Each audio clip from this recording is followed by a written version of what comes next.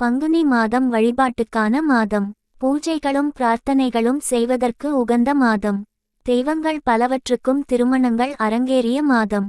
எனவே இந்த மாதத்தில் தெய்வங்கள் முழு சாநித்தியத்தை வெளிப்படுத்தி பிரபஞ்சத்தையும் மக்களையும் அமைதிப்படுத்தி ஆனந்தத்திலும் நிறைவிலுமாக ஆழ்த்துவார்கள் என்பது ஐதீகம். எந்த தெய்வத்தை வணங்குவதாக இருந்தாலும் முதலில் பிள்ளையாரை வழிபட வேண்டும் என்று விவரிக்கிறது தர்மசாஸ்திரம். ஆகம விதிப்படியும் ஆலயங்களில் முதலில் பிள்ளையாரை வணங்கிய பின்னரே மூலவரை தரிசிக்கிறோம். விநாயகர் முழுமுதற் கடவுள் என்று போற்றப்படுகிறார். பிரம்மாண்டமான கோயிலிலும் பிள்ளையாரை தரிசிக்கலாம். தெருமுனை கோயிலிலும் கணபதி காட்சி தருவார்.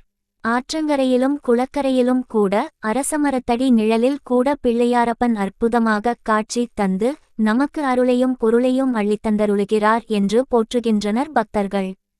சங்கடஹர சதுர்த்தி நன்னாளில் விரதம் இருந்து பிள்ளையாரை தரிசிப்போம்.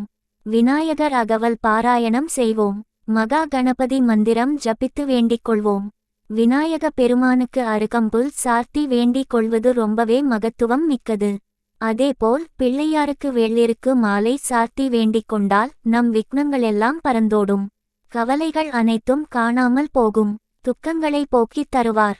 ஸ்ரீகற்பக விநாயகர் ஆலயம் போரூர் பாய்க்கடை அருகில் மாதா நகரில் உள்ளது. இங்கு பங்குனி மாத சங்கடஹர சதுர்த்தி இன்று மாலை விசேஷ ஹோமம் மற்றும் அபிஷேக ஆராதனைகளுடன் வெகு விமர்சையாக நடைபெற உள்ளது.